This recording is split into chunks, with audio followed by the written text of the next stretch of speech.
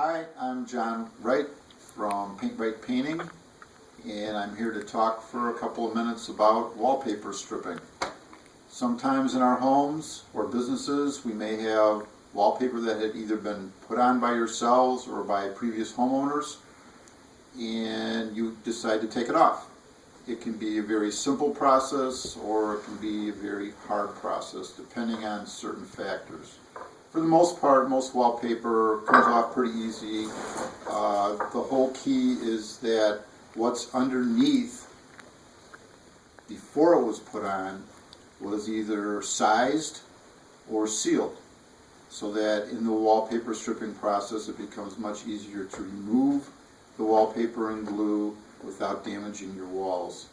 The first thing you want to try to do is just to grab a section of the wallpaper. It's in 2-foot strips, and see if you can pull it off right at the beginning. Just push up a little bit with a blade and get an edge and see what you can pull off.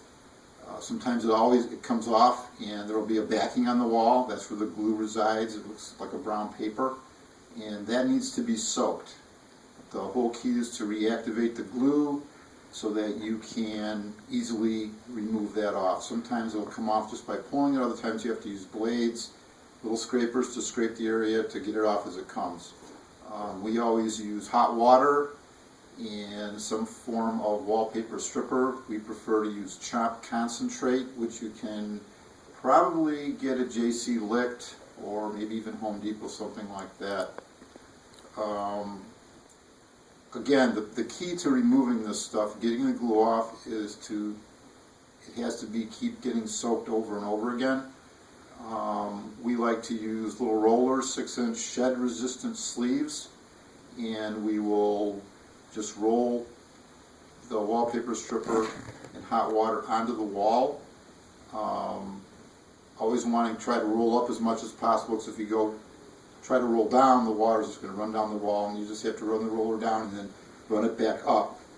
And you have to keep doing that.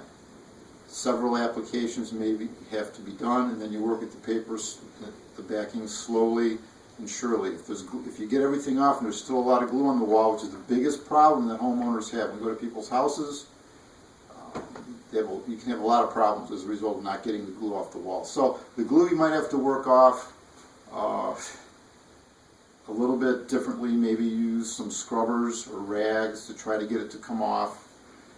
Once you get all the glue off the walls, I'm not going to try to make it sound like it's easy. At best, it's hard. At the worst, you would rather stick needles in your eyes and do it. That's how bad it can be. But let's fast forward. You got all the glue off the walls. You're going to want to use some hot water, wash the walls down, dry them off, let them sit overnight, and then you should be ready to paint if they're in perfect condition. If they're not, you have rips in the walls, you need to cut out the loose paper and clean it so there's not a bunch of dust and stuff on it, and then apply a coat of guards, which is made by Zinsser, onto the damaged area. Dry that, then you can resurface it with Durabond or joint compound. And the final thing would be, after it's all ready to go, the biggest thing that we do all the time is we apply one coat of an alkyd primer on all the walls so that you will not get bubbles from the coatings. Another thing I'd like to talk about is, if you're planning on having someone come to remove the paper for you, is to be very wary of somebody who's giving you a fixed price. It's virtually an impossibility to look at your wallpaper and say, here's how much money it's going to cost, and even if I have to do repairs and if all the drywall facing comes ripped off your walls, this is what it's going to be. They're either going to, take advantage of you or cut the job short and cheat on the job. We're seeing so many jobs now, residential and commercial jobs, that have been botched really bad by people. So I would really make sure as to what they're going to do. Ask questions. The biggest thing is to ask a lot of questions.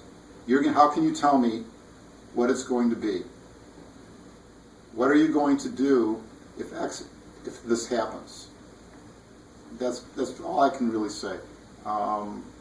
Obviously, paying attention to the details of what somebody's going to do in your house is a very important thing. And that's all I can really say about that. So that's it.